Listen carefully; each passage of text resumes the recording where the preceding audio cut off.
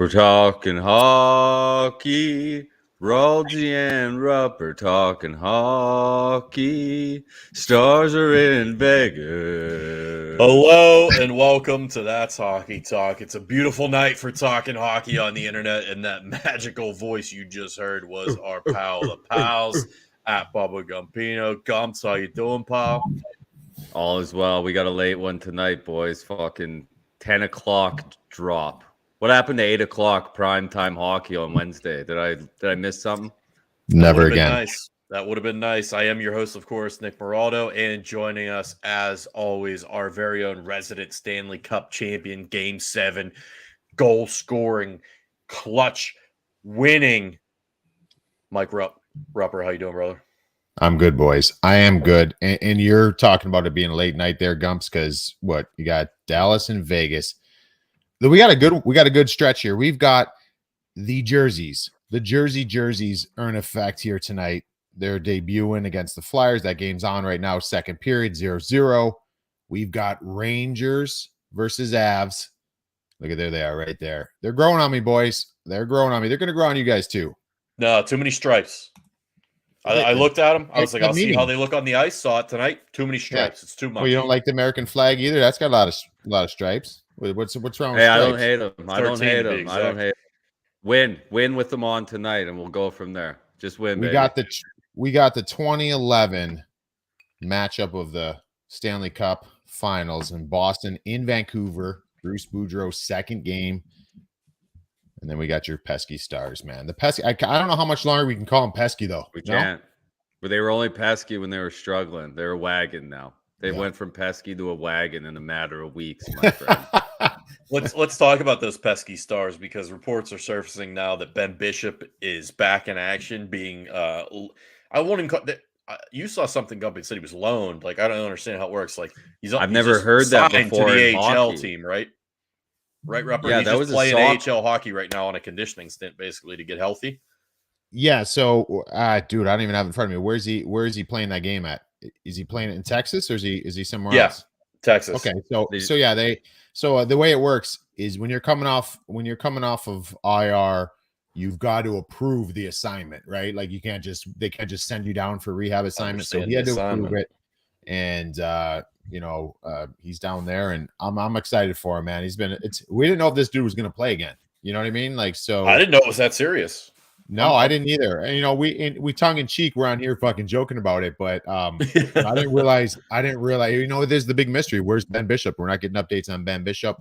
Well, the update now is he's on the ice, and I'm pumped, man. This is good for him, and it's good for the Stars. But so they're going to keep him and move Khudobin? Is that the move? Is Khudobin the odd man out? I think Khudobin is probably going to be the odd man out. I mean, Jake Ottinger's the future. Braden Holtby's playing really well. I think you take your time with Ben Bishop. I just have to assume that Anton, what do you say in Bubble? We're going home. Is that what it was? Or what was he saying? I remember when he said that with his accent. But I would have to assume he's probably the odd man out. Yeah, because Bishop has a pretty hefty price tag that the Stars are going to have to clear some cap space for to make room. I think I'm trying to look it up here on Cap Friendly. Bishop 4.9 is his cap hit, it looks like, and they got no space. They got no space. I mean, right now, so I guess the good thing is there's always a market for goaltenders in this league, right? Like, there's a lot of guys out there. Whether it's, Bish is going to have to take some time here to get ready. I mean, he's going to have his, I think the rehab assignment is only, oh man, it's been a while. There's a limit to it, right? Like, you can't just keep doing it. Right. And then I think a certain amount of days have to pass before you can try to do that again and have another rehab assignment. So it's kind of funny with the CBA, but he's going to have to play, find his game, see what he's able to do. But that goaltending market out there, I mean, you've got Korpisalo, who's probably going to get traded at the deadline. Maybe Ben Bishop's going to be in that mix. Anton Khudobin at some point is going to be in that mix. I mean, there's a lot of teams that need goaltenders, and so that's always a fun thing to follow, So right now the Stars have Ottinger, as we mentioned, 22 years old. He's still on the entry level deal. He's making $925,000. That's nothing. That's a great deal. That's a bargain. Keep that all day long. Braden Holtby, who is getting a start tonight, is making $2 million flat. 32 years old. He's a UFA after the season, so that's an easy contract to move if you have to. That's great for a backup goalie. And Hudobin, he's got 2 years left on his deal. He's making $3.3 million against the cap. He's 35 years old. Maybe a little bit tougher to move just because of his age, but Gumpy and I were talking about this earlier today. He took them on that run. I think he'd be a great fit in Pittsburgh because given the dynamic that he could have with Tristan Jarry as a potential backup, and then if Jarry falters, you have a proven, reliable guy to come in who, I don't think is going to intimidate someone like Jarry, but he might push him to play a little bit better. Whereas if the Penguins were to go out and make a move for like maybe a more household name or a bigger ticket goaltender, that might play a little head games with Jarry, and I don't know how he'll respond to that type of pressure. Fleury usually always responded to it well. I don't know how Tristan would. It's still too young, early in his career and he hasn't been pushed like that yet. So I think Dobby would be a great get for Pittsburgh to try and pursue. Yeah, I think it would be good for Pittsburgh. I mean, you could talk. Is that an insurance policy possibly for the Washington Capitals? They're going to probably be in the hunt there too. I think that they're happy with Samsonov and Vanacek, but you never know come playoff time, man. You might need to go 3 goalies deep. So there's some other teams out there. I think Dobie's a perfect fit for an insurance policy, and that's what he'd be in Pittsburgh too, right? Like Tristan Jarry's been lights out this year, but there's still that thing that's kind of, I don't know, maybe in the back. Show me when it counts. Yeah, that's what everyone's going to say. I might have been wrong. I might have been wrong about Jarry. I did not know he was from Surrey. Oh, changes everything. He's got grit. That boy's tough. You grew up in Surrey, my friend. I maybe backtrack a little bit. What's so gritty about Surrey? For those in the YouTube chat and watching along at home that may not know that much about the BC area. I mean, as far as it goes in Vancouver, Surrey's probably one of the tougher parts of Vancouver, if you would. There's two sides of the track. There's North Delta and there's Surrey. North Delta, you're good. What side of the tracks do you hail from? Well, I was Victoria, BC, ferry ride from Vancouver. But when I did go to my painters union school, I went to painters school in Vancouver, Rupper. So I lived in North Delta for a couple of years while I was getting my degree in painting. All right. You got any North Delta tattoos or anything? You're not that like. Hey, I got to ask you this though. I was asked this on an interview I was doing today, Edmonton Radio, and Nick, dude, if you've heard of this, please let me know because I had no idea. They're like, Rupper, have you ever had what are they called? A Donair? A Donair? Is that what it's called? Donair? Donair? Dude, a Donair? It's like, you ever had a Donair? And they just assume actually, go ahead. People call it a souvlaki. Do you guys call it a souvlaki? I know what souvlaki is. That's what it is. Slovak? It's like the same thing. I don't know. Apparently it was described to me. So I'm doing this hit with Jason Greger and Jason Strudwick. And Struddy or these guys asked me, and they're like, they just made reference. They didn't ask me if I knew what it was. I'm like, I don't know what you guys are saying. Like, well, what is this?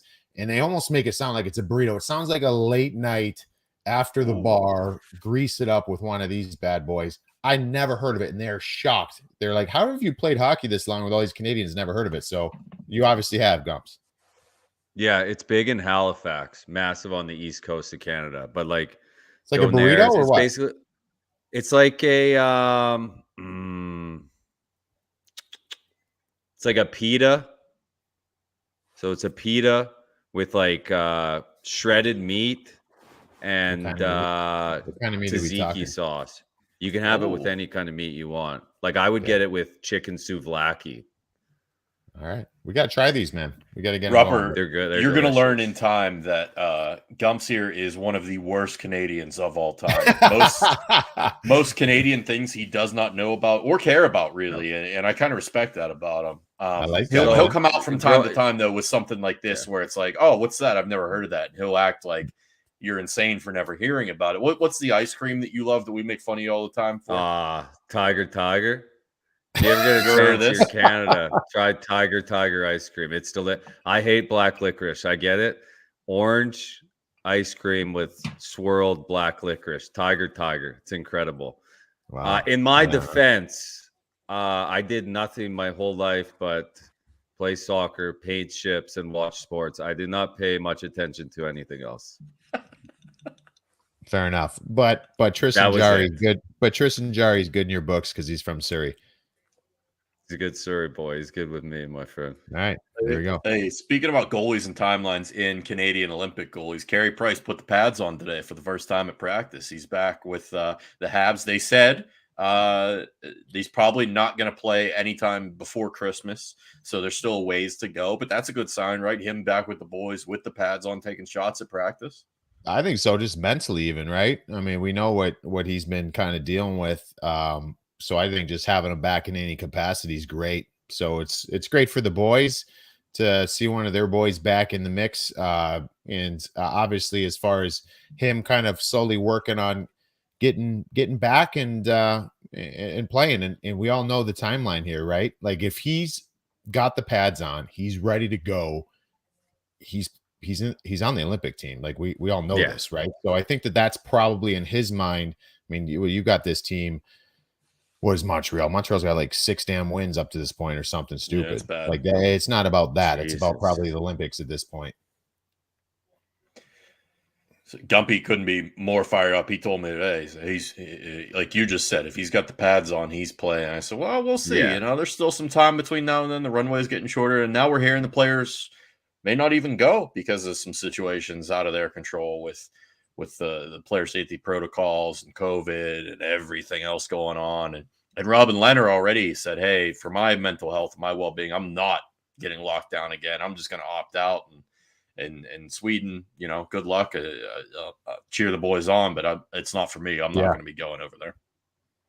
No, man. It's honestly, dude, I don't even know if it's gonna. I don't know. I'm trying not to be Debbie Downer. I don't even know if this is gonna go off, man. I don't even know if it's gonna go off. So it's fun playing the games of who's gonna be on the roster, who's doing this, who's doing that. But I'm not sure. I'm not sure what's gonna happen here. But yeah, man, it's the goaltending position is always a funny one, man. You could talk about a lot of different teams, countries, and some of them are pretty clear cut who the guy is going to be, but there's a lot of arguments out there. I mean, Team USA, Team Canada, we talked about that in other episodes.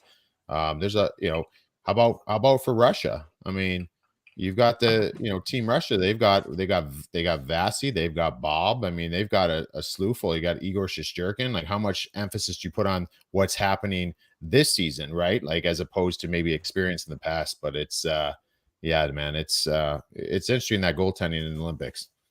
Well, that's you just mentioned Bob right there. I think he fits all those categories, and I'm not saying he'll be the starter. It's obviously going to be Vasilevsky, right? He's the best goalie in the world right now, but Bob's a nice guy to have as an insurance policy over there with the way he's playing, the experience he has, and everything like that. And I think Sweden will probably roll with someone like Markstrom up in Calgary, who came over from Vancouver. Let's get back to Vancouver, because a lot of Vancouver talk here with Surrey, Gumpy.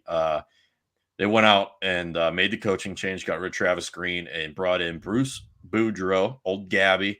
Rupper, I'm sure you're familiar with your work with the NHL Network and NHL Radio and everything. He was a regular on there. I enjoyed listening to him on the drive in the morning, and he's back. And first press conference, already dropping an F-bomb on his way out there, and he got the boys a win in his first game. Like, I feel like this is a great hire. I feel like he's exactly what they need. He's the energy, the positivity, and I feel like he's going to do magic with that team. I don't know if they'll be a playoff team, but they'll certainly climb out of the basement where they've been stuck in. Do you remember 2011 Road to the Winter Classic, Pittsburgh? I was on the team in Pittsburgh. We were playing against Washington, right? And the HBO show. It was awesome. HBO was I forgot about that. That was electric. HBO was following us all around, and it was just, dude, that's how it is. So I was fortunate enough to be in 2 Winter Classics, 11 and 12, and HBO both times. So it's like you got to see these different things with it. And in 2011, we were on an absolute fucking tear in Pittsburgh. Washington was like the opposite. They were losing every game, and they're following, right, like the months before leading up to the Winter Classic. And Bruce Boudreau's in the room, and he's just laying into the boys. I mean, I don't even know. I'd love to go back and watch it. I'm sure that's on YouTube if anybody wants to check it out. But like, he was, every third word was the F-bomb. Like that, just like stuff. I don't even know what his point was, what he was saying, but he just, and you know what, from working with him and getting to know him, because I haven't known him, and I never met him, I should say. I played against his team, so I didn't know him until I worked with him at the NHL Network. And that's how it's refreshing, dude. The guy says what he wants to fucking say. He's not going to sugarcoat anything. He's just like, he says something sometimes you're almost like, did he just say that? Like, I'm surprised he said that because he's an NHL coach, but also like that was, I don't know, it just catches you off guard. But like, that's how he is. And it's almost like this endearing factor to him. And I have a buddy who played for him that was, his ice time was cut back. He wasn't seeing eye to eye with Bruce. And I was talking to him, and he's just like, he's kind of getting in little battles with Bruce. And he's like, dude, the problem is like, I can't not like him. Like, he's the most likable guy.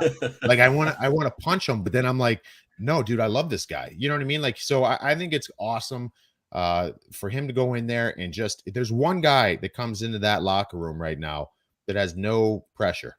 That's Bruce. Elias Pettersson's got pressure. Thatcher Demko's got pressure. JT Miller, you go up and down their lineup, you can go depth players. Everybody's got pressure. He doesn't have any pressure. So he's got to go up to these guys and just say, boys, like, let's smile here. It ain't about X's and O's, man. Let's just come out here a little high step and snap the puck around. Let's get back to what we can do, because that's a talented team. And I think that's the message he's bringing to them, Yeah, he's there to clean up a mess. Like, that's all he's doing. Like, it's not his mess. He didn't make it. But let's clean it up. That team's, they're not great, but they have talent to be a lot fucking better than they've been, man. A lot better than they've been. They have young players who are very good. Was Minnesota his last stop? Yeah, Minnesota was his last stop. He came up through the Washington organization through Hershey. And then he went Washington, Anaheim, Minnesota. And I think it's been like almost 2 years he's been out. And I'm surprised he didn't fare better in Minnesota, because I feel like he's a guy who gets like every ounce of effort out of his guys. It feels like wherever he goes, guys just play harder for him and play like above their station almost. Like, he just, I don't know, maybe it's that personable factor that you talked about and the likability. It just feels like guys just want to play for him. So I think it'll be great in Vancouver. Now on the flip side, in Philadelphia, where they've lost, 8 or 9 straight, the sky's falling, things are looking terrible. They went and fired Alain Vigneault, who was signed to a pretty decent contract for just a couple of years ago. He came in when they let Hackstall go. And that's another team where there's a lot of talent there. I don't know if it's enough talent to win the division, because the division's very tough, the Metro, but I think it's enough to do a lot better than where they are as well. So right now, Mikey O is going to be filling in. Correct me if I'm wrong, you probably played for Mike Yeo in Pittsburgh. Yeah, so I had him as an assistant in Pittsburgh, had him as a head coach in Minnesota. Dude, I love Yosi. Yosi's great. He's so prepared.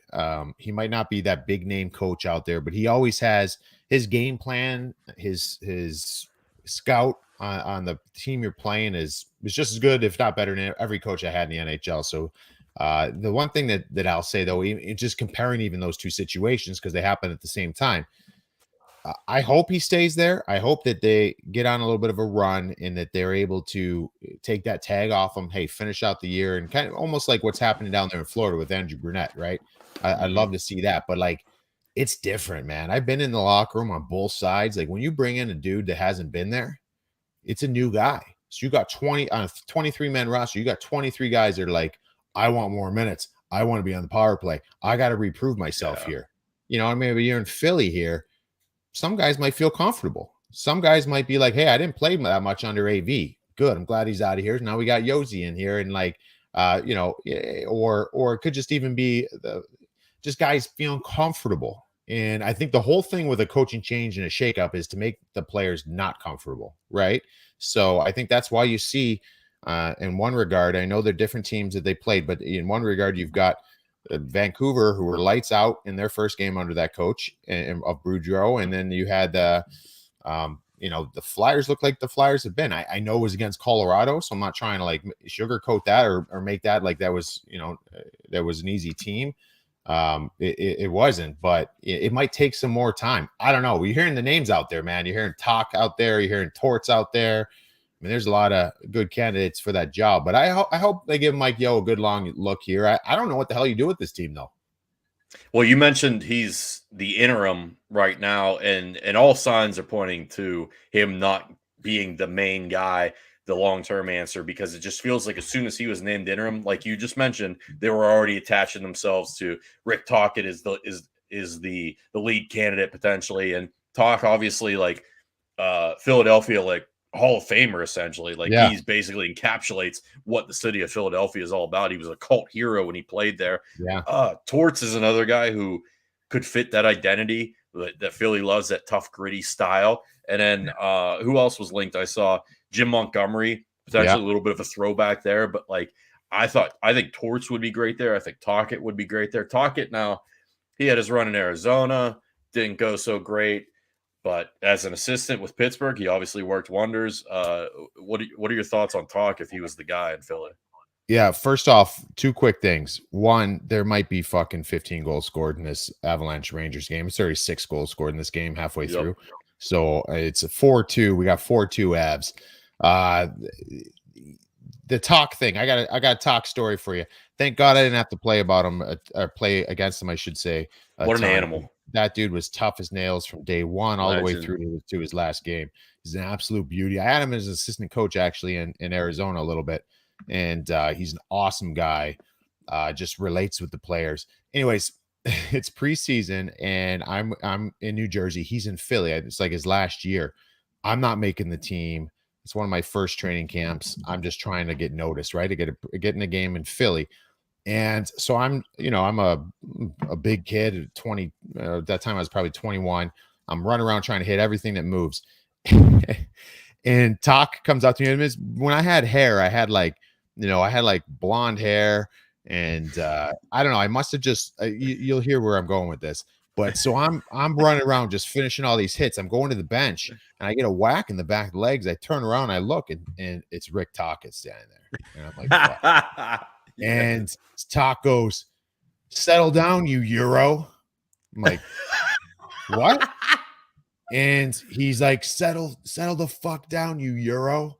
And I'm like looking at him, and I didn't know what to do or say. I'm just like, because I'm not gonna like, I was too green in the league to like, I wasn't fighting at that point. I'm not gonna go fight the guy. I was just like, I'm from Cleveland. Like, I'm like trying to plead with him, like, dude, I'm an American. Like, what are you talking about? Like, it's not Mikel Roop, it's Michael Rupp. I'm from fucking Ohio. Mikel Roop. So he just looks at me. He just looks at me, and he's just like, he just looks at me, shakes his head. He's like, just settle down. You're gonna get it. I'm like, oh, jeez. I dodged one there. Talk.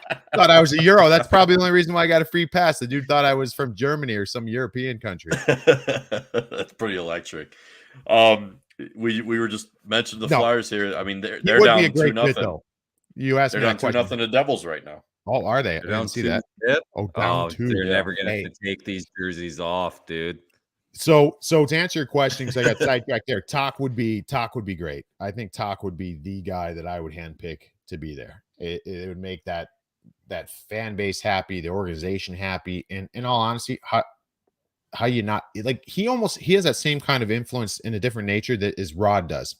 You know, Rod, look at the way the boys look at Rod. Yeah. Rod's in prime shape now. Talk's in prime shape now. Talk played the game the right way. You got to play the game the right way. He'd be a perfect fit there. But I'll tell you what, this is a game here where they have that coaching change. And again, we see them lose against Colorado.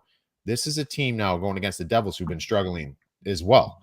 You've got to, this is a team that you can really, I just don't know where this is going to go. I don't know if it's, you go down, you speak to Claude Giroux and you talk to him about moving. If it's, I don't know if you blow this thing. How do you blow a team up when you just you were the biggest offseason acquisition team in the NHL, I think, in this past offseason? That's why I think the Canucks are in such a better place, because they're so young. Oh yeah. You know what I mean? Sure. Like the Flyers are at a point with those players, like they have to be competing. And then what are you going to do? Start a rebuild when you all just paid a bunch of people? Like they are in an absolute mess, Yeah. Rupper.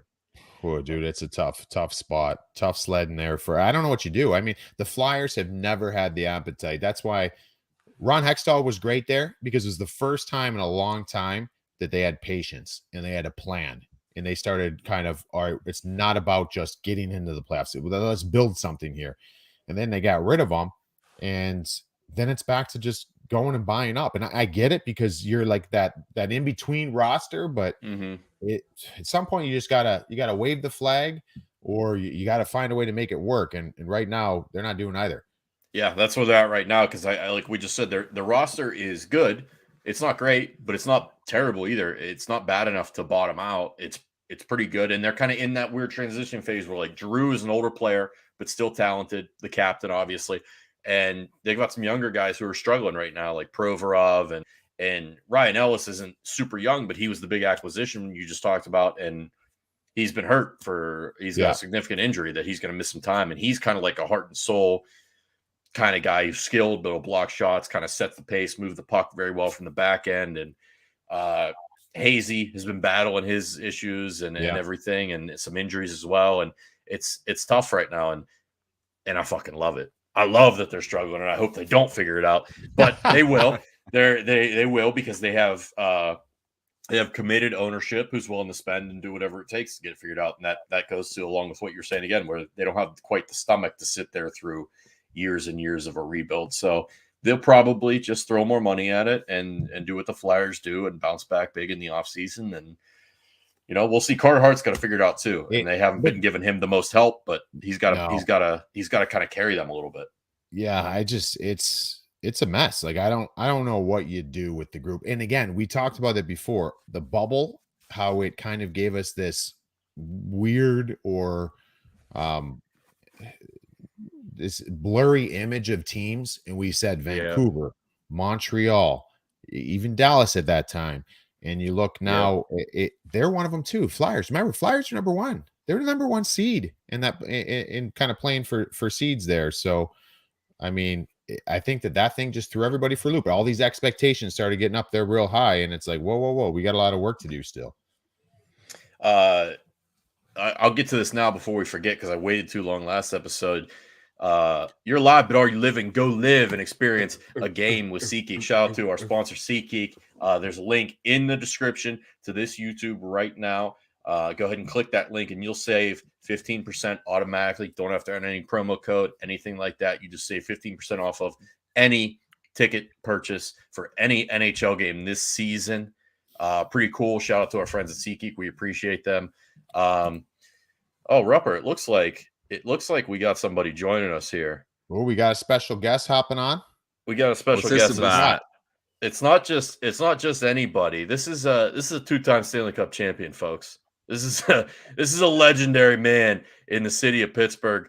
This is a man who said, we're going to take this thing down to the river. We're going to party all summer with the Stanley Cup. And he lives in infamy because of it. The old 2-9er, ladies and gentlemen, Phil Bourque is here.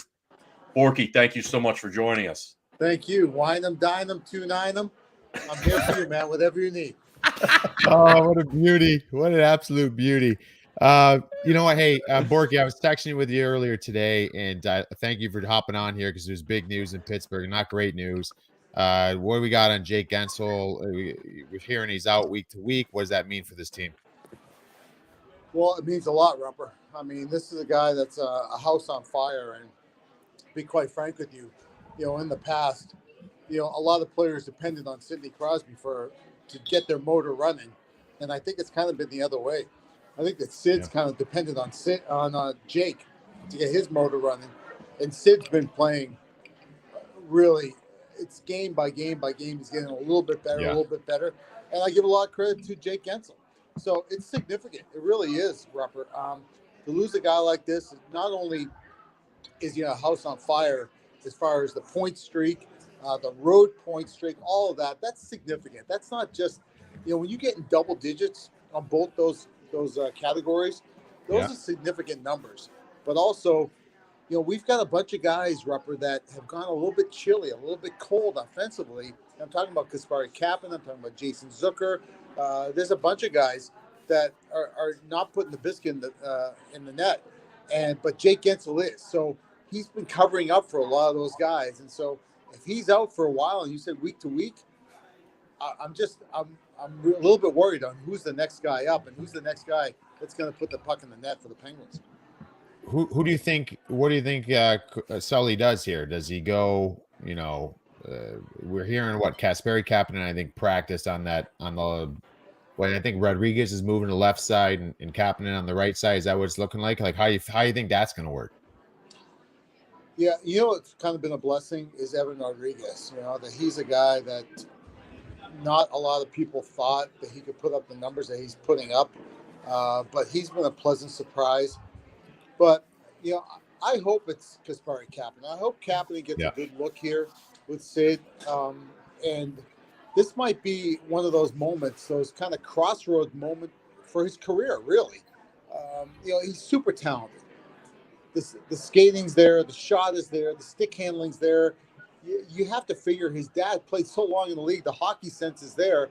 But I'll be honest with you, I've been more disappointed in a guy that had a great training camp. That was in unbelievable shape, that really wanted to put a mark on this season. He's been a bit of a dud this year, and a lot of it's because he's on the perimeter too much. So if Kapanen gets a look up with Sid, I think it's more of Sully force feeding him. But sometimes that's what it takes to get a guy going. Yeah, I guess one concern I have, and I don't know if anybody comes to mind for you, but when I saw that Kapanen practice in that spot, I started thinking to myself, like, I don't know if I've ever seen Sid play with two right-hand shots. I don't know if I've ever seen that. Like he's played with two left-hand shots. I mean, we remember the Dupuis, Kunitz, Crosby line was really good. Yeah. I know he played with Billy Guerin as a right shot, but there was Chris Kunitz on the other side. I mean, there's always and listen, if there's a guy that can handle it, it's fucking Crosby, right? Like he's Superman, right? But at the same time, like that might take a little bit of time here, and I don't know. I find that with Sid and from playing at times, if it's a shift, if it's for a game with a guy like that, I found that watching other players thinking too much with him, like don't try to think the way he thinks. He's Sidney Crosby. You're not. You know what I mean? Like let him be the artist.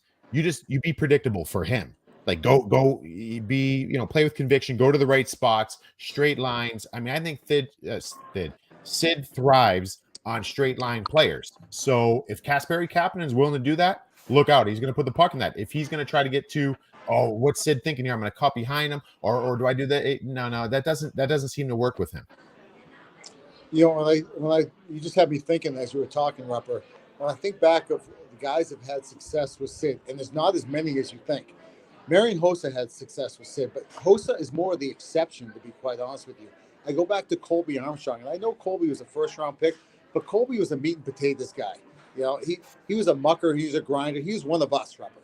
And also Andy Hilbert, who was a bit of a slug too, but I mean that in a complimentary way. And you mentioned Pascal Dupuis, and you think of Chris Kunitz, a couple of undrafted guys, but it was plug and play. They just fit because number one, they weren't intimidated playing with Sid, and also they played their game and they understood what makes it work.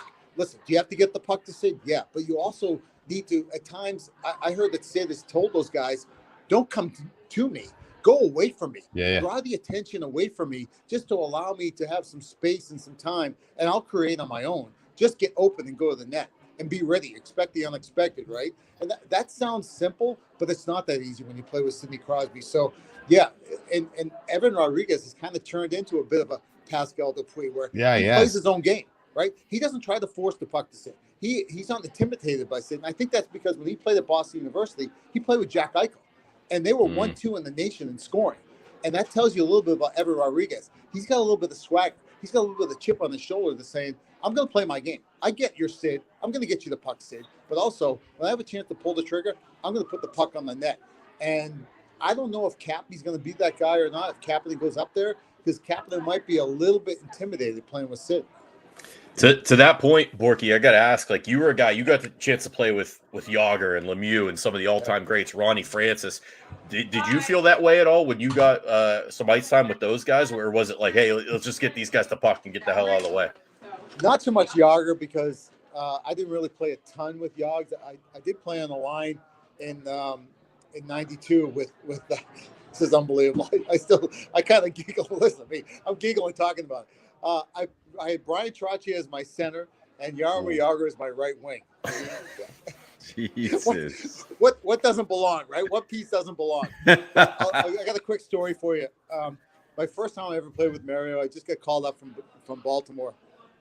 And I remember sitting on the bench, and I forget who the coach was. It doesn't matter. It might have been Pierre Kramer, whoever. And he said, okay, Lemieux, Bork, you're up next. And Mario was sitting next to me, and we were sitting on the bench. And I think he could just sense my anxiety at the moment. And I remember him kind of leaning over to me, and he said, hey, Borky, just go to the net and lean on your stick. The next shift, he came flying down the right wing. He pulled a button hook inside the blue line. I'm driving to the net. I got a defenseman on my shoulder. I'm leaning on my stick as hard as I can. Next thing I know, I see the puck bank off my stick, and I got to empty that tap-in goal. That's just what 66 could do. But there's just been too many guys that have come down the turnpike that are intimidated playing with it. At some point, you have to say, wow, if I'm intimidated playing by this guy, I'm probably not going to be here that long. So you got to play your game. You have to have confidence in your game and what works for you. But also you have to understand, get those guys the puck, but don't force it to them. I love how this team's handled all the injuries this year. I think they've done a fantastic job with it. But how perfect is it that the Islanders in Philly are just floundering? And not just because it's a rivalry, but also like if those two teams were playing to probably their potential, this could be a really tough year for the Pens, right? That's a great point, Rupper. You're right. What the Rangers are doing, are they going to fall off a little bit? Who knows? I think Carolina's for real. Washington, I think, has been a big surprise considering the injuries that they've had. I don't think anybody's really sold on their goaltending, but they're getting the job done. So I don't see them going away. But you make a great point because really the thorn in the side of the Pittsburgh Penguins for years now has been those New York Islanders because the style that they played. But I think that style is kind of worn on them as well as the guys that they have lost. So that is a bit of a blessing for the Penguins. Bring on the Flyers all day and twice on Sunday. I don't have to tell you that, Rupper. If you bleed black and gold, then when you see the black and orange, it makes your blood boil. So, if they lose 15 in a row, I'm stripping down naked and I'm doing a dance down Grand Street, okay? Because that's how much I hate the Flyers because they used to pound the living crap out of us. When the score was 9-0, they were chanting, we want 10, we want 10. And Bobby Clark was blowing snot bubbles out of his nose to try to get him the 10th goal. So, when turnaround is fair play, if the Penguins can ever feed the Philadelphia Flyers when they're down and out, then I'm dancing a jig. Oh, that's amazing, man. You're the best, Borky. You guys got anything else for him? Yeah, Borky, I got two things here. I read on your Wikipedia, and I don't know if you can confirm either of these believe everything you hear on Wikipedia, but go ahead. I have to in this case because there were two legendary tales. One was about you personally engraving your own name inside of the Stanley Cup. Is that true? That's true. I was the first guy. Some other guys tried to follow up. I heard JJ Dagneau did in '93. But, copycats, you know what they say about them. But I was the first guy to have my name on the outside and the inside.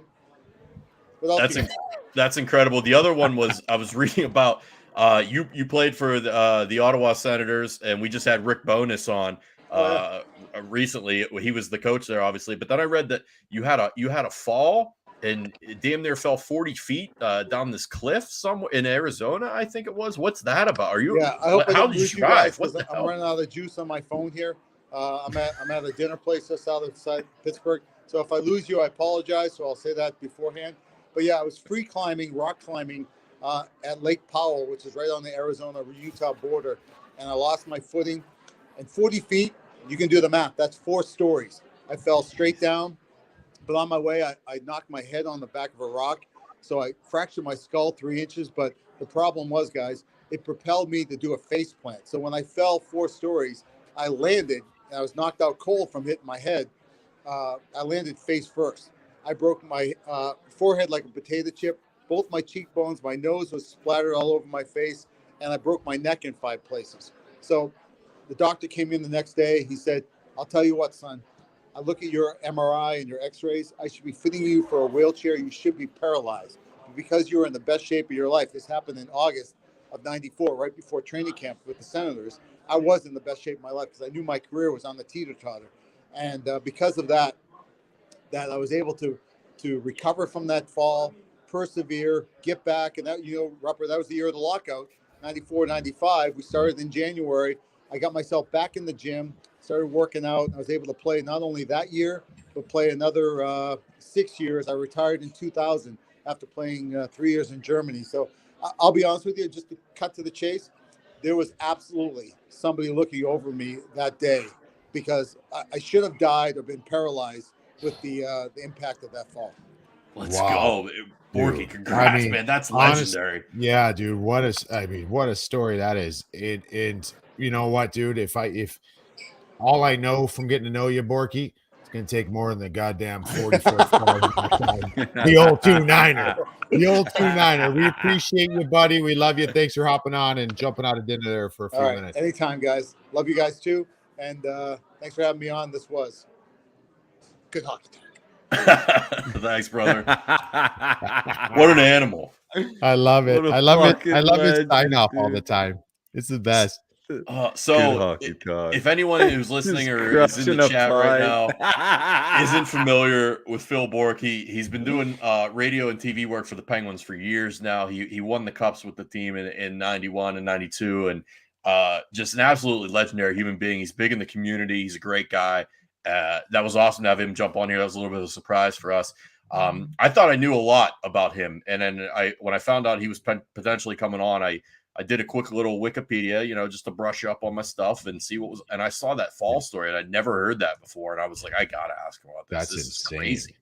Absolutely insane, man. No, Borky, that's incredible. Borky's the best, man. And you can see right there in that interview, he does a great job with the Pens and he's black and gold through and through. You know this, Nick. I not to change the talk here, but dude, apparently Jacob Trouba fucking lit up Nathan McKinnon and had to fight Gabe Landeskog in this game. I'm still looking for the hit. I have a still image. Looks like he just throttled him. So we know what happened with Juju Kara. And was that last night? That was last night. That was last night. That was last night. That was last night. Terrible scene there with Kara, who's had some head issues in the past. He got in a fight, I think, last year and got kind of knocked out. And so it was scary last night. Awful to see, but I don't want to like transition it like that. But it was the textbook hit, like a great hit. Just the results were terrible, and so I'm not sure what happened here, but it looks like he just absolutely railroaded Nathan McKinnon, which you know what happens when anybody does something like that. And it's Gabe Landeskog, the captain, jumping in there. So Trouba, man, this guy can hit. I actually think this guy should be the captain of the Rangers. I've thought this for a while. He's a little bit of a throwback. I saw it pop up. I got a notification and I was trying to watch it, and it was right before Phil joined us, so I couldn't get a chance to get a good look at it. It was McKinnon was like corralling the puck at the top of the face-off circle. He does a little dangle down, and it's like right just outside the right face-off dot, and Trouba catches him with his head down. And I mean, it looks clean. It looks like he just puts a shoulder right into his chest and kind of hit him on the button a little bit. It's tough. Yeah. Obviously, I just kind of glanced at it. Hits are always so crazy with the way Twitter's blown up in the hockey world. Everyone just wants to blah blah blah, dirty clean, just go back and forth at each other, and I kind of hate getting into that. But it looks, at first glance, it looks like a clean hit. It just looks like an unfortunate spot for Nathan McKinnon. But another surprise guest joining us now, the hockey aficionado himself, Pat Mcafee. Pat, how you doing, brother? You caught me mid-chew there. Hey, boys, how's it going? What's up? Rupper, 2-9er, a fucking legend, huh? He's a beauty. He's an absolute beauty. He said he fell 40 feet, rock climbing, free climbing. He's just out there with no net, no line, I mean, no nothing. Like, thank God he's all right. But free climbing, like you're a professional athlete and you're free climbing. Like, well, I'm not sure that's the greatest when idea. he said he was teetering on whether he was done in the NHL, he's fucking free climbing. Yeah, I was in the best shape of my life because I was trying to make a run back, in the NHL.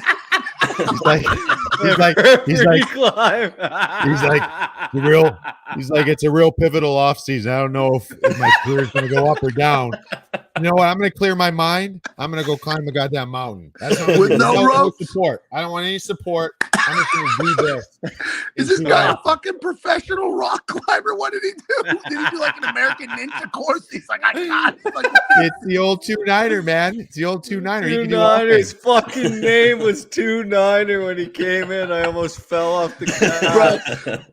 I showed up in the chat like 8:15, 8:16. I forgot what time you were starting tonight. I apologize, but I came in there and you guys were it was just you three, and then all of a sudden fucking 2-9er shows up. I'm like, who the hell is this guy? So then he starts talking about Gensel's, Carrie, and Sydney. I'm like, well, wait, fucking 2-9er, let's relax here, pal. And then he starts telling a story about playing with Ron Francis and Yarmer Yager. I'm like, this guy. And then he fell off a cliff. This guy is the best guy of all time. Who is this guy? I love him. What a show! It's a good show you guys are running here. Do you remember his You mentioned it before, Nick. When they won the cup, his speech at the parade. Do you remember? Pat? I don't know if you know. They went down to Point State Park and they had a little stage set up, and they had all the boys on the stage, and they were hoisting the Stanley Cup around, and Borky had it. He goes, "We're gonna take this thing, and we're gonna go down to the river, and we're gonna party all summer." And it was just this huge pop from the crowd, and it's like it kind of lives in infamy amongst Penguins fans. He's a beauty, man. So good. Pat Frozen? We lost him. Hang on. I thought we got a double. Oh, we got two. So my wife FaceTimed me. She's coming back from an event that just froze. I didn't know. Was I still on or no? Oh yeah, you were still on. You're just frozen. Look at this. Wow. What happened out there, man? It's fucking technology. It's crazy. But I didn't know he gave the speech. Oh yeah. No, it's sick. Look it up, man. Got the juices flowing in Pittsburgh. Got everybody going with that one. Hey, real quick, doesn't sound like it's good news for the Pens right now. I mean, 2-9er didn't say much positive there. Do we stink? I thought we were winning the Stanley Cup. What the fuck happened? There's a guy named Aiden down there in the comment section running his stupid fucking mouth, and there's other people talking about it. Are the Pens not going to win the goddamn Stanley Cup, Rupper? What's going on? I mean, they're all right. They're good. They're in a good spot right now. I mean, they're in striking distance in that division. And you know what? The good thing, and we were talking about at the end there, it's like the Islanders and the Flyers are just absolute dumpster fires. So, I mean, those are the two teams that you had to worry about coming in this season. So they're fine, dude. They're good to go. They'll get Gensel back. He's week to week. Get Brian Rust back. Get Evgeny Malkin after the new year. They'll be fine. It's the same as it ever was, just injuries mounting for the team. And, they finally get some guys back, and now they got the other guys who were there. They're injured now. And they're probably in the best division in hockey right now. You got Washington at 38 points, just steamrolling everybody. Yeah. The Rangers at 37, play incredible. And Carolina at 35. And all three of those teams, look, in their last 10, the Caps are 7-2-1. The Rangers are 9-1, and the Carolinas finally come back down to earth a little bit at 5-4-1. Then you get the Pens right on their tails with 29 points. Penguins 7-2-1 in their last 10. They've won 2 in a row, so they're hanging in there. They're hanging in there. It's just a tough division. We're winning the cup. It's great news. I thought that we weren't going to win it. It turns out we are. 2-9er needs to, maybe have that a little bit in his narrative. That he's, sound a little gloom and doomy there, but no big deal. I appreciate 2-9er a lot. I'm happy he's alive. He survived something I don't think a lot of free climbers could survive. I mean, I've been watching a lot of docs on these type of humans. Good. It's next level stuff. Rest in peace, Marc Andre, by the way. Rest in peace, Marc Andre, alpinist that died in an avalanche up there, free climbing on the ice there. Back to another thing you guys talked about. I don't want to circle back too much, but that round guy with the bald head, super fiery, that was the coach of the Washington team for a long time. You guys said was a good guy. He was I fucking hated that guy. I thought Bruce Boudreau, yeah. Yeah, Boudreau. He's liked by his players. I thought he was hated, I thought. No, he's liked by his team. He's, you know what, dude, when you go back, you remember even, Nick, you're mentioning when we were talking about the HBO 24/7 following around. And Bruce did an interview, and he had. Do you remember that when he had like the barbecue sauce all over his face? He had barbecue sauce on his cheek like this, and he's HBO. I'm like, dude, you guys aren't telling him like to maybe wipe his mouth. He's like sitting there like blah, and he's got barbecue sauce on his face. But you know what, dude? I went working because so Pat, if you didn't know, he was working at NHL Network while during this hiatus of coaching. So I'm working there with him, and it's hilarious. Like. He sits there because he's really short, right? And he's a bigger man, and he's sitting in his chair. So he's like sitting there. I can't even do it. He's like slouching down, and he's sitting there like this, like while we're in live looks. And then when we come out on air, they're like, "Hey, on cam in 3, 2," and he's just sitting there like this. And I'm like, Bruce, and we're sitting there. He's just like watching the game, just like this. And then we're on air, and I'm like kind of looking at him, like, dude, we're on air. And he's just like, whoa, just sits up like the guys. Everybody loved them because I heard this. So we had Moose on. I heard Moose was on another podcast. He told this story about Bruce and the Minnesota Wild. The Minnesota Wild had a sleep doctor come in talking to the team when Bruce was coaching there, and the sleep doctor comes in. He's talking to the team. Bruce is not in the room. Bruce comes in the room like halfway through the meeting, sits down in the one corner of the room. And the boys said, like, I don't know, maybe 2 minutes after Bruce comes in, the gentleman that was the sleep doctor was like, Coach, how much time do we have? And there's no answer. He's like, Coach, how much time do we have? And the boys said they looked over, and he's in the like theater room sleeping. In like 2 minutes, they're listening to the sleep doctor. Bruce is out, but that's what he brings, dude. He's like just real, like he's just an absolute beauty.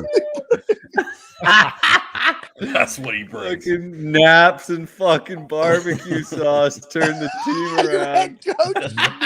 Naps, BK sauce, and some bacon from Hoggy. Hold on, I've another question about that 24/7 thing or whatever was going on the HBO. Whatever they flower, you're in the net, right? I remember like it was like flower, you're in the goal, and it was like a big celebration. Is that every game where the starting lineup is announced in the locker room, and then the goalie thing is like a big thing to do before every game in every locker room? Yeah, I mean, the goalie's usually the last guy named, so it's just like everybody hooting and hollering in a minute.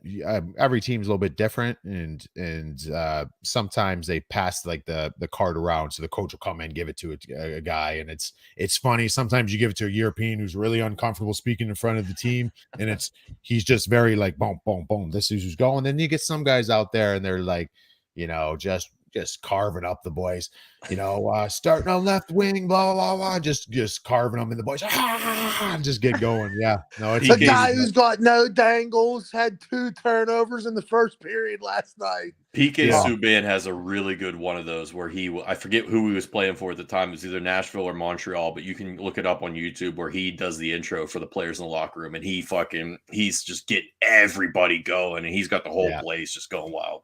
No, we had one time I was playing for a team. I don't want to say the name, but there was a guy that was going around, and we had this Russian player on the team who, he spoke English, but I don't know how much he understood all the time.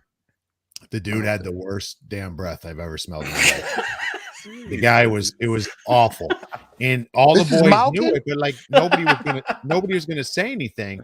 So like he's introducing the lineup, and he's like starting at center, blah blah blah blah, and he's like, dragon breath, and the boy going nuts, and the Russian player like got mad. He was pissed, and he comes up, he's like, I know what dragon breath means. And I'm like, oh shit, like he knows what that means. So he was really pissed about it, but so it could get a little ugly. And all the boys weren't happy after that one. We had about 17 of the 18 that were happy. Was that Malkin?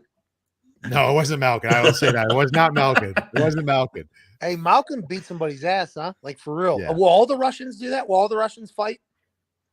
No, like none of them really will fight. That's what's special about Gino. Oh, Gino's really? nutty. Gino's nutty. Yeah. Where's who could Chara fight too? from? Letang could fight. He's a lefty. He's tough. Where's Big Chara from? Slovakia. Oh shit! Learn your countries, dude. That's what just happened to me right there. Well, I mean, it was a USSR. It was a piece of the Soviet Union there for a while. USSR. That's a little history lesson for all you youngins in There the we chat. go. We're an all-encompassing pod here, man. Teach you a little bit of everything. Do we lose him? He's blacked out. Hey, Hey. What does he think about those Devs jerseys? If we get them back, we got to do it because right now, I'll tell you what, I'm still showing. I'm not getting an update on this app. I got 3 zip. 3 zip. They're gonna wear these things No, every damn night. 2 zip. It was 3 Avalanche zip. I was 6 2. I was trying to follow along. Yes, Yeah. One of the Devils' goals got called back for an offsides call, I believe. That Dylan Mercer scored power play goal. He's unreal. He's a stud, absolute stud. I think we lost Pat. Maybe he'll jump back in. While we're here, Rupper, we got to talk about it. Everybody's talking about the Pat's back. Pat, did you see the Trevor Zegras goal last night? The Michigan lacrosse style assist where Zegras kind of saucered the puck and flipped it up over the net to Sonny Milano in front with the bat. How about that shit? Fucking awesome, insane, beautiful. I remember when Sid tried to do that on his backhand. Sid tried to do that on his backhand one time. So why don't people do that every time when they're behind the net? Seemed like that was the easiest goal I've ever seen in my life. Is that something that's just how about the way he tossed it was just like so light? Yeah. Rupper, why do you do that every time? Toss. Why don't I do it every time? I can't do it one time if I tried 100. So that's why I can't. You know what, dude? It's the game. You know what? There used to be a time not too long ago, like I'm talking even like 10, 12 years ago, where if you tried something like that in a game, Dead. Even if it worked or if it didn't work, someone's coming after you. But at the same time, if it didn't work, your teammates might come after you too. You know what I mean? Like it's like, but you know, the kids now, man, they're so talented. They're so good. They like the game's never been more skilled. I mean, I love watching this Trevor Zegras. Well, you put that on our that's Hockey Talk thread today, right? On Twitter. Yeah, you put the Zegras highlight reel. This dude goes between the legs. He's doing that pickup Michigan. He's doing all these things. He does it when it's unnecessary. He does it like just in the middle of the ice, just like for shits and giggles. Like, hey, I'm just going to put this between my leg, whoop, like this. And no one's even on him. You know what I mean? Like the guy, but you know, he's allowed to do it. There was a time where that wasn't allowed. It was almost frowned upon. Where's he from? He's American. He's an American kid. Yeah. Let's get this dude on the Penguins. Where's he at? Let's fucking get him to Pittsburgh. Oh, Patty, he's living a good life out there in Anaheim. He's got the beach. Yeah. He's pretty comfortable. The beach is fine. This is hockey, though. Come to Hockey Town. Zegras I didn't know he's the cowboy from the Mighty Ducks. I fucking love that, dude. Let's go. I'm a Zegras fan all of a sudden. Let's get this guy in there. I want the jersey. Give him to the Pens. Maybe has the Fenway Sports Group done a goddamn thing positive for our squad yet, Rupper?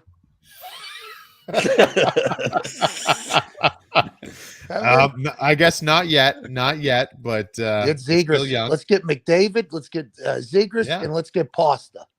Yeah, let's do all of it, man. Let's do all of it. Is there any games on the night? Where are the games at? They're all on the app. You got a lot on ESPN Stars Plus. Stars Vegas is at 10 on TNT. They sold us a false bill of goods that it was going to be at 8 every Wednesday. Prime time. Like there honestly, hasn't been a game at 8 in weeks. Honestly, Gump, are you staying up for that? You kidding me? Come on. You are, right? Okay. He will. Yeah, he what are we sleep. talking about? He'll be up all night watching it. Oh, should you guys move this to Tuesday when there is games? Even those ones now are rarely on.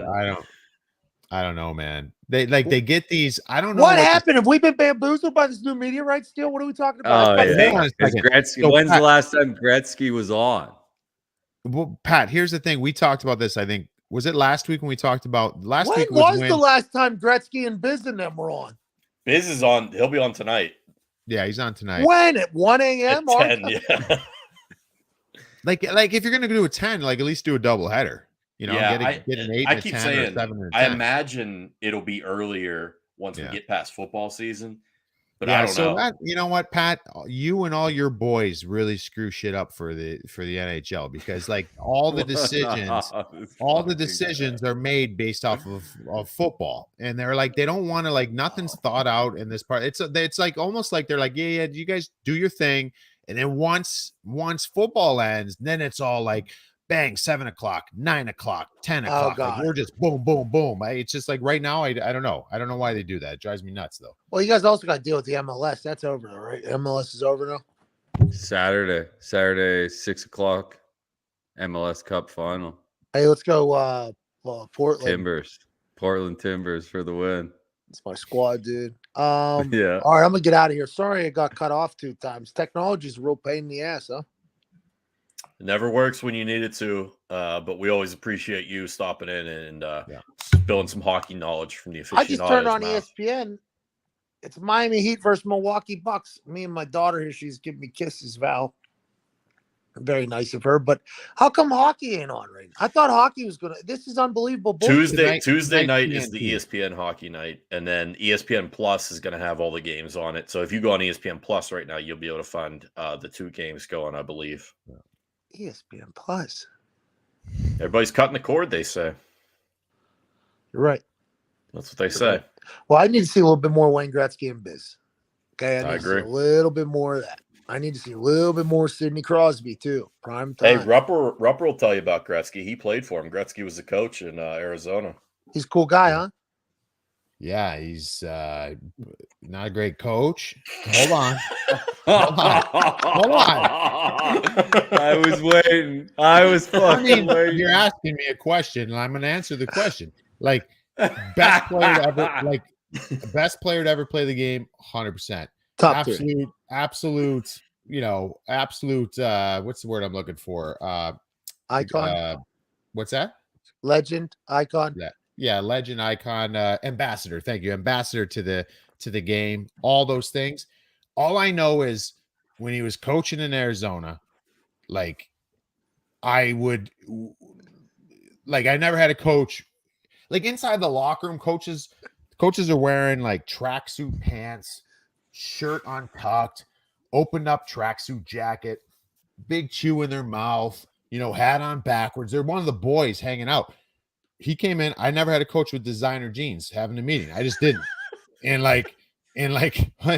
we'd have a meeting and he'd be talking to us and the lights are shining down and I'm just seeing the glow off his watch that probably cost God knows how much. So I'm like, he was an awesome guy. He was great, but I was just like, I'm not sure this guy is coaching material because how is he going to teach me to think like him? He's fucking Wayne Gretzky. You know what I mean? Hey, Rupper, didn't you see that play? No, I'm not Wayne. I'm not you. You know what I mean? I can't do that. So you're so Ohio. It is ridiculous. This guy had a watch on. It was real nice. I couldn't fucking listen to him break down a game. I couldn't listen to him break down a game. Hey, I'm just saying. This guy had a Saturday morning cartoon about him. He was on cereal boxes. He was a legend. Oh, hold on a second. Don't get me wrong. I've heard that from other people, though. I have heard that from other people who played for Wayne. That he was my favorite coach. He was my favorite player of all time. That's why I played hockey, because of Wayne. Wayne is unbelievable. I just don't think I don't think he's coaching material. You know how we got into this is you said, Wayne, not a good coach. Wait. That's how we got into this. You backed your way into it. Wait. I didn't. All right. I appreciate you guys for letting me have some moment of your time here. Hey, we appreciate you, man. Thanks for hopping on. Rupper, what are you boozing on over there? Probably a little whiskey. Why? What? What is that? It's is it apple juice? Apple juice. Bourbon and just bourbon. And what? 2 cups. No, I mean I was gonna say bourbon and I'm sipping on a water too, Yeah. Smart. Stay hydrated. That's a good way to mix it in water, Rupper. Gotta keep hydrated. Did Wayne Gretzky teach you that? Huh? He did. Yeah. Nick's over there boozing too. What do you got? Whiskey, bourbon? What? Yeah, I got refill here, a little empty right now. Hey, Nick's got all this shit too. He's a whiskey. There it is. Yeah. Hang on a second. He's got the ice cube. I didn't tell you guys this. So last week when we were on, and I remember how on Twitter someone was kind of chatting with us, Nick, on there, and what are we sipping? What are we drinking? I told him what we're drinking, whatever. Next thing you know, I got this person trying to hit me up on Instagram on he's this distillery in New York. I think and we had on last week, Pat. We had Rick Bowness, who's the head coach of Dallas Stars. Oh, I saw. And their PR department reached out and they're like, "Hey, I mentioned this to Pavs, Joe Pavelski, and Pavs might be in on, like, he might be all over this, like coming on and sipping some whiskey with you boys and talking hockey. So maybe this should be our thing. Like, we got these distilleries reaching out to us. We got players who are like, whoa, you guys are sipping the brown stuff. Let's do it. Whiskey and hockey. What? Yeah. What? That could be you guys' thing. Hey, who get boozed up enough to get fired? That'd be great. When are you gonna play those drums? Huh? When are you gonna play those drums? We're gonna play them. We need you to play those Bill drums. again Those are here. fake ones too. We saw real ones before. Those are fake ones. Where are you? You're in a different place. You're in a different location. You're underground. I'm in Erie, PA right now. So I brought the fake drums out. You ever get on the ice up there, Erie, around the lake, and just fucking say, I still got it a little bit? No, not at all. Not at all. What do you mean? Do you When ever was the go last time you outside? skated? You ever When was go the last time you outside and just skated? fucking kick the shit out of balls for no reason? Like, why do you do that? Like, why would I do that? I do actually. Every once in a Actually, while. Do you? you? You do really? Yeah. Hey, hold on a second. Can you really just absolutely crush it right now? I mean, yeah, I could probably. Like, what do you mean? I don't know. What do you mean? Like I don't know. Like, I'm just thinking, like, for me in skating, like, I couldn't go out right now and just go, listen, I'm not in shape like I was when I was playing, but I can't go like 0 to whatever my 100 is now. I'd blow my groins and hamstring out. Like, if you went out and you just warmed up for a few minutes and went out and just kicked like you were still playing, would you just pull everything, or can you do it? Yeah, I'd be able to do the session, but tomorrow would be tough. I mean, The tomorrow. next day, gotcha. The Yeah. recovery would be like, oh, geez. Yeah, I wouldn't be good for like a month, so I could do it once if I had to. Like if I I get got- signed day of Super Bowl, it's like, all right, I can give you today, but I ain't gonna be good till about April. I gotta ask you, when I see your guys is on you come in, I see you posting this stuff. You'll come in, someone will toss you a ball and you're draining a 3. Like, is that like one-time thing, one shot you're taking? Like, come on.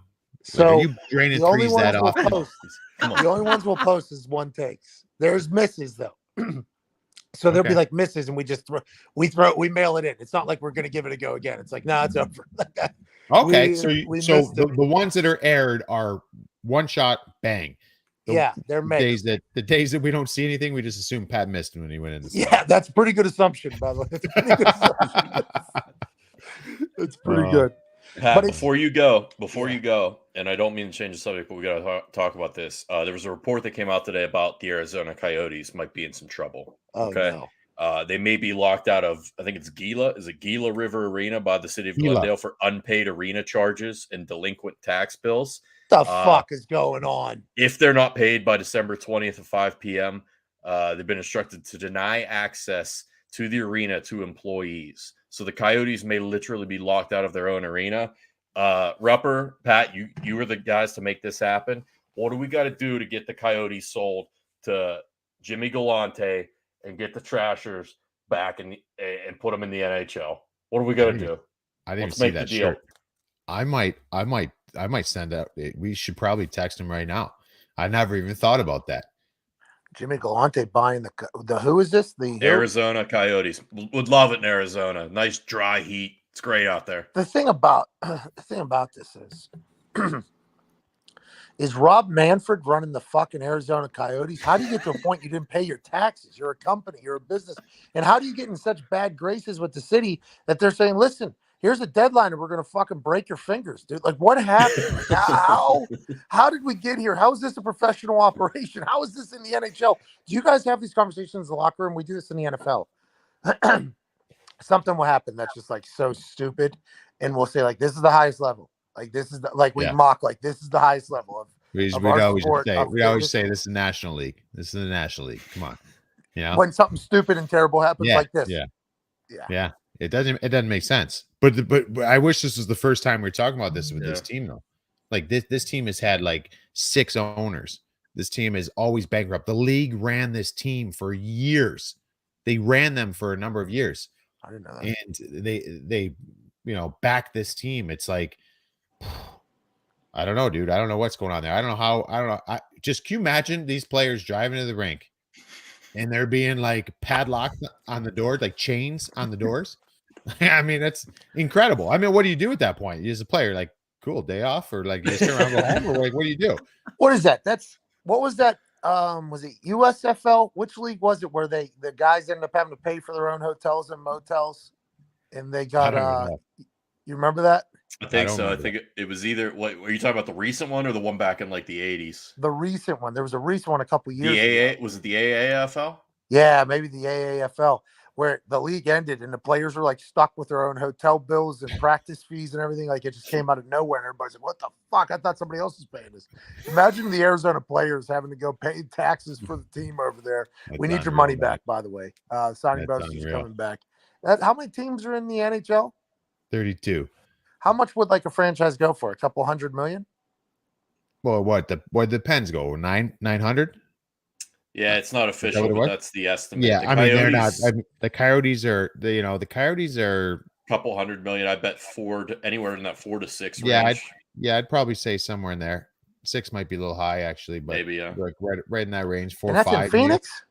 Yeah. Well, that's the problem. I think they used to be in Phoenix, but then they got moved to Glendale to try. They're right next to the football stadium. Oh. That's far. They're like 35 minutes, 40 minutes away. I guess everything out there is that's part of the issue. Yeah.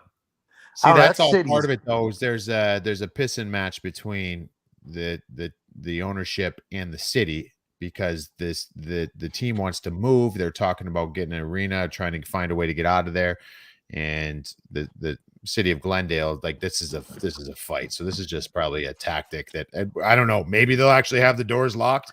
It'll be incredible. I can't wait to talk about it if it happens, but I don't know, dude.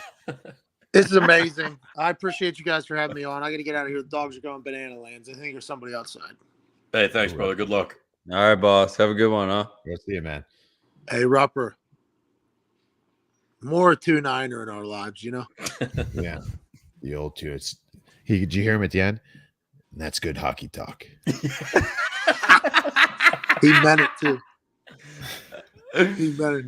Good shift, boys. That's what he wanted to say. Oh, what a beauty. Fucking Arizona, dude.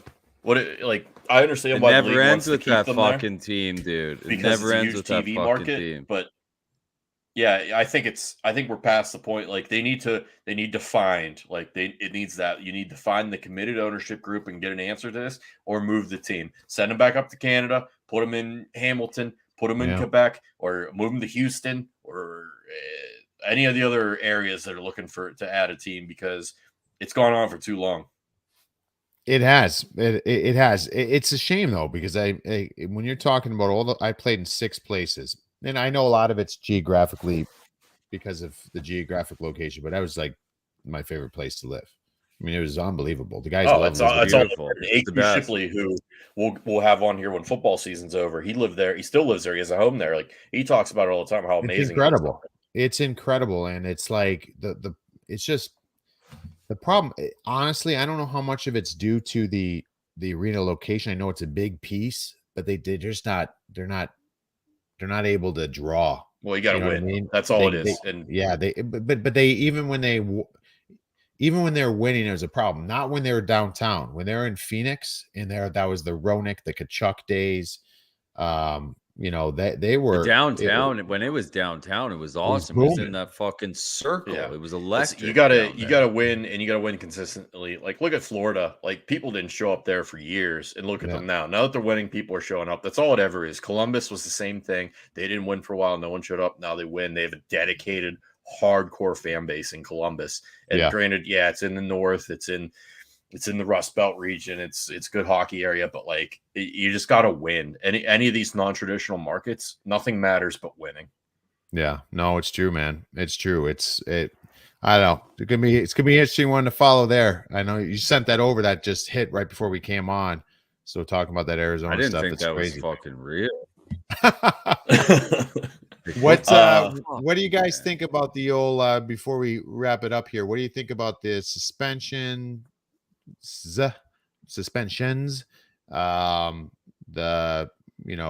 have another PK Subban slew foot the other day, and it was a few days back now. I mean, there's a lot of stuff going on here. First off, like, what did you guys think of that Leafs Jets game where there's a little bit of some ruckus going on there? So I still haven't seen the Pionk hit on who was it Sandin he hit and injured, and now they're saying Sandin's going to miss some time. I saw the Spezza hit. I've seen that. That one was blasted through the timeline, and it was cheap, but 6 is. It's hard because we always make the joke on the internet that the NHL Department of Player Safety is basically just throwing a dart at a dartboard and spinning the wheel of justice, as we call it, and kind of just picking and choosing these suspensions out of thin air because there doesn't seem to be any rhyme or reason or formula or correlating instances. I know they'll put out a video sometimes and explain kind of their decision making to show some transparency, and that's always good. But you'll have one instance of a guy doing something and they'll suspend him for 2 games, and you'll have a similar instance and they won't suspend him at all. Or you'll have this incident where Spezza gets 6 games.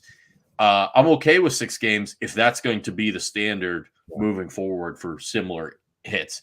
I just don't trust them for that to be the case, because like I do think they need to tighten up some things.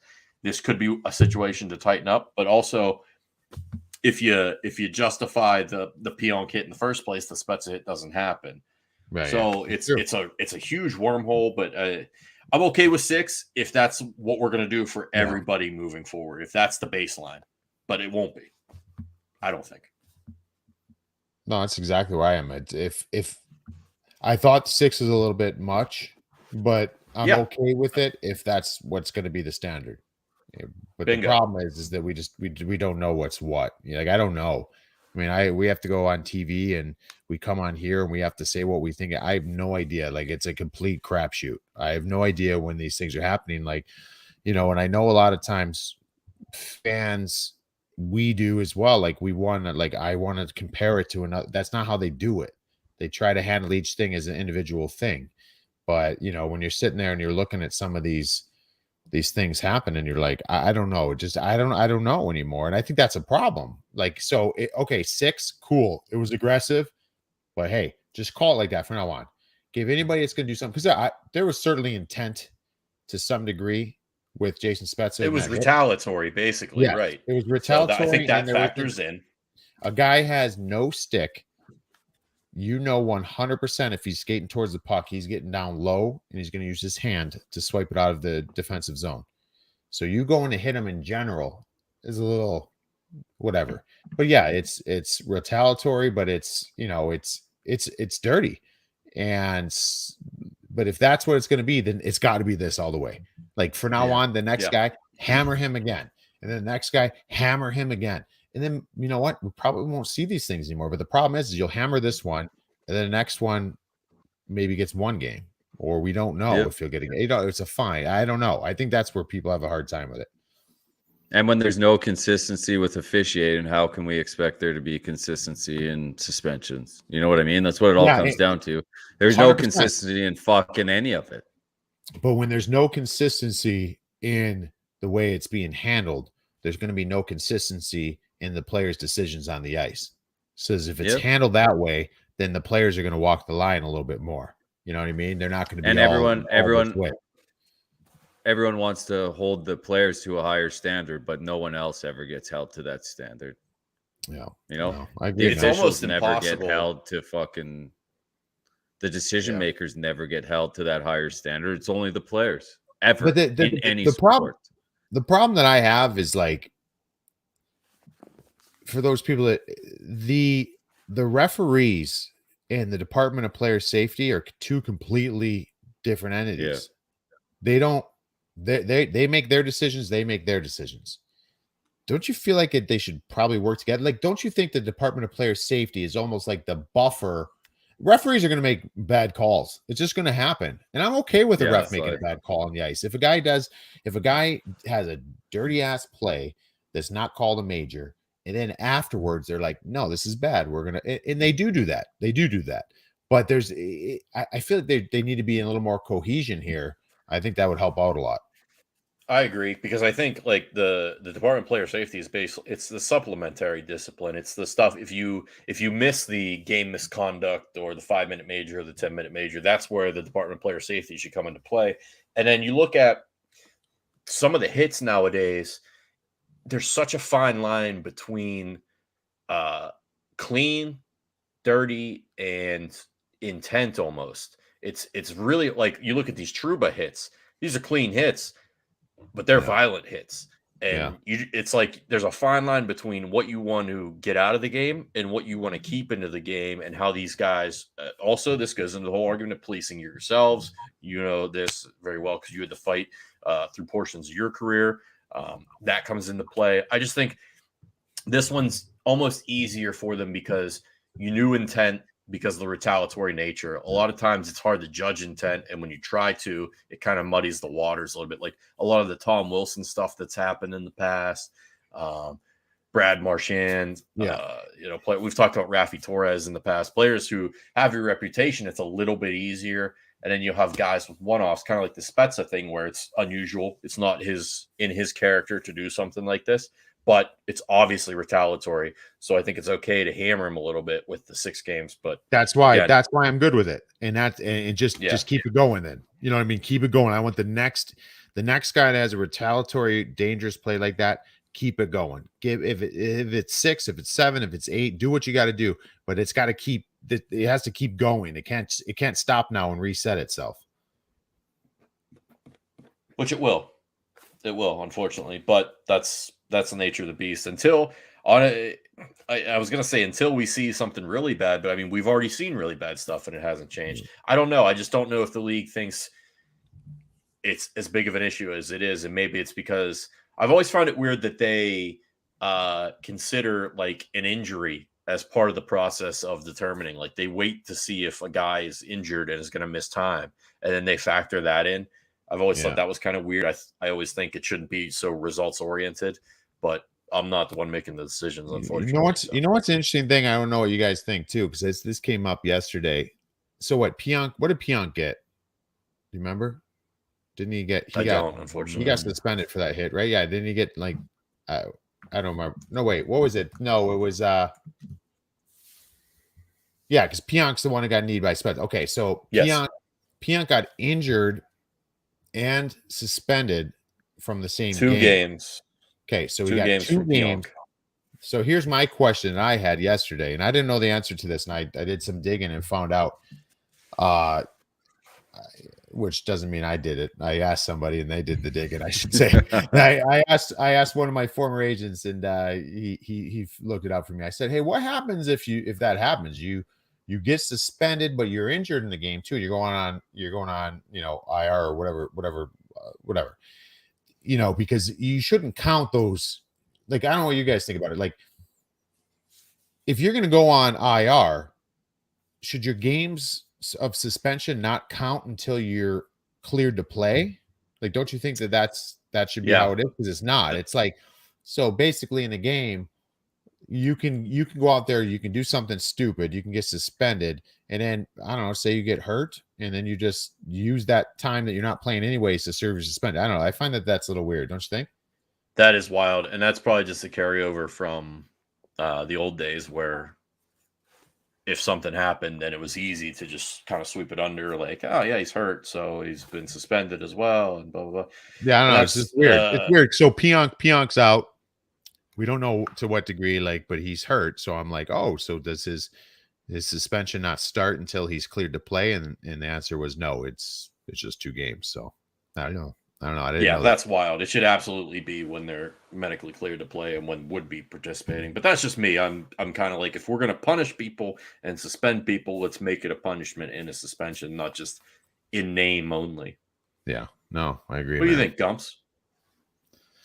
I mean, none of it makes sense. We all know that. It never fucking adds up, It just goes on. Yeah. It just keeps happening. Like, I don't know. I hate, me, I fucking hate referees in every sport. I think they get away with murder. I don't think they're ever held up to what they do. They never have to deal with the backlash of fucking facing the media.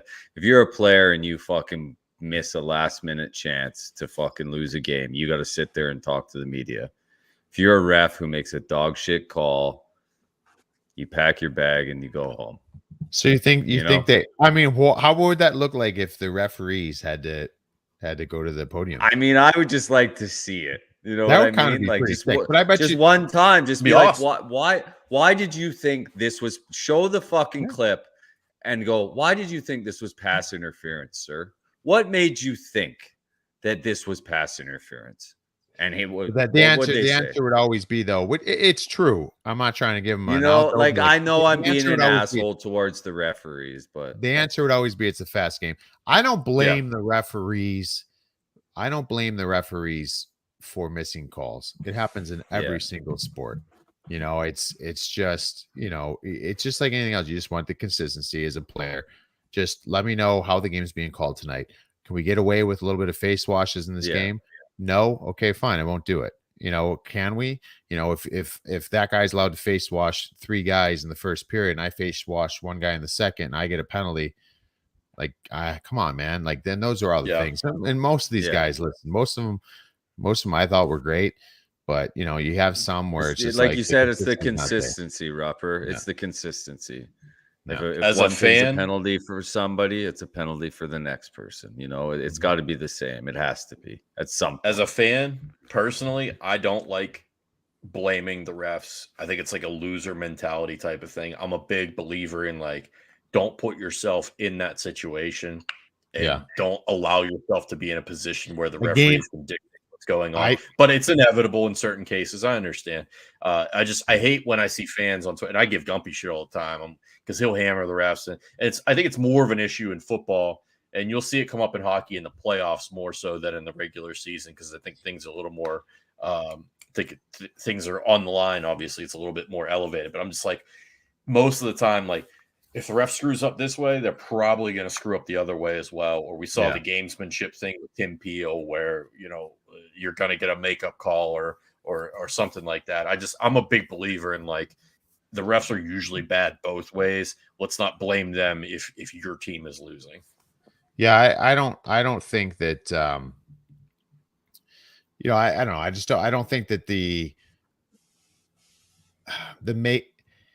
whatever. I think that the refereeing, you're not losing games because of a referee. And I was inside the locker room.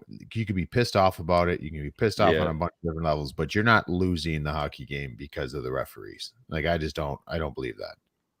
Maybe one a year where like a really bad call is made in an overtime or something fluky happens around the net where a puck should have been blown dead and wasn't. You know what I mean? Like maybe one a year, but like the slashing and stuff like that, or a missed trip or something like that. That's just, to me, that's just gonna happen. It's just going to happen.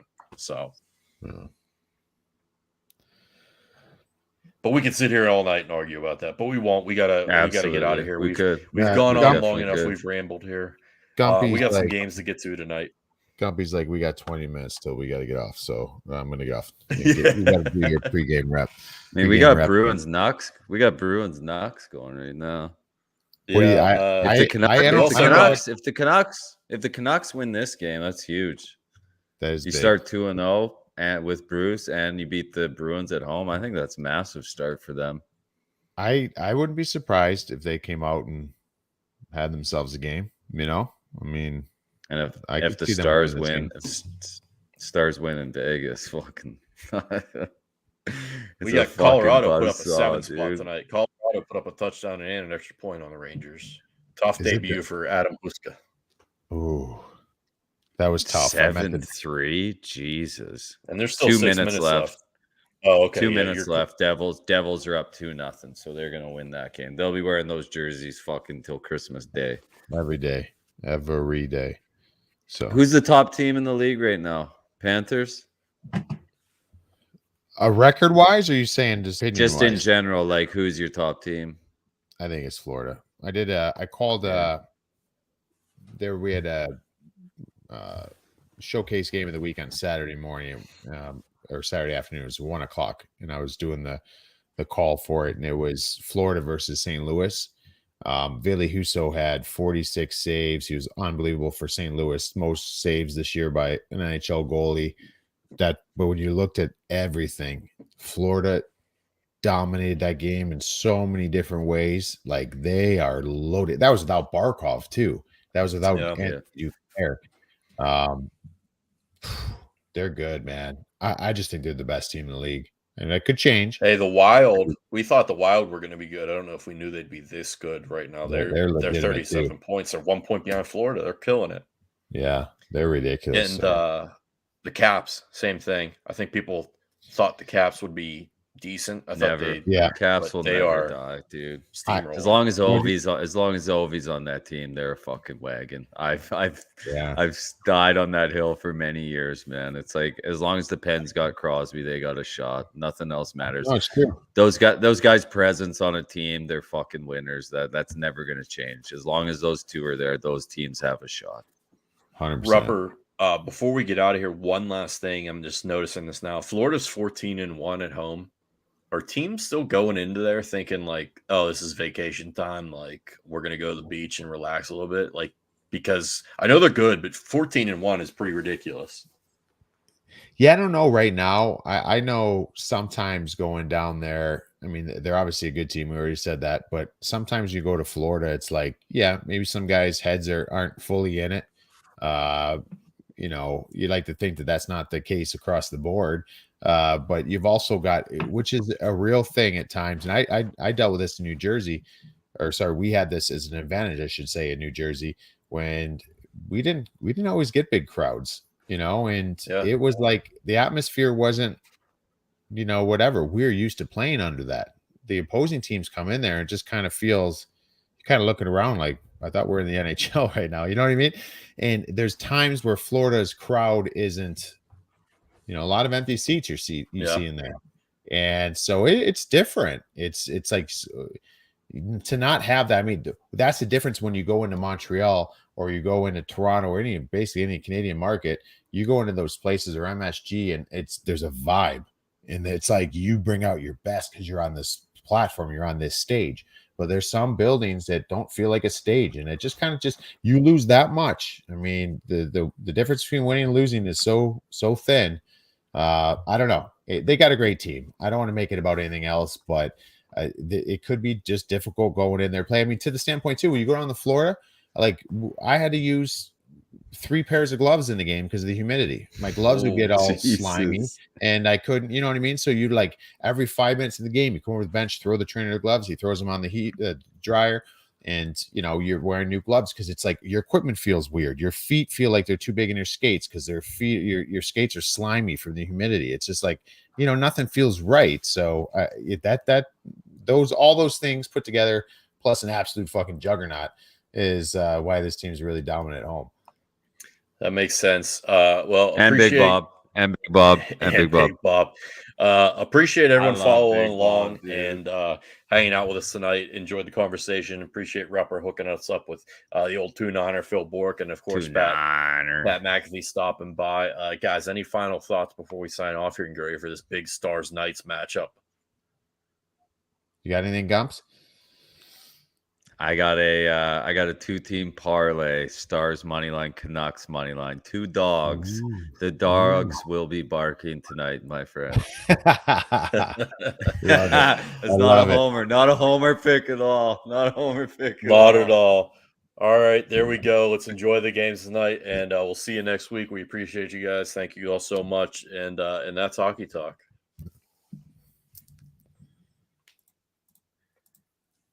Should have given the old 2-9er exit. Oh, and that's good hockey talk. And that's good hockey talk. He fucking stared through the phone.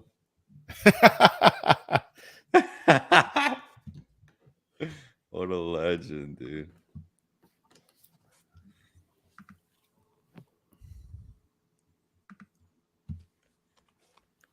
This Canucks game not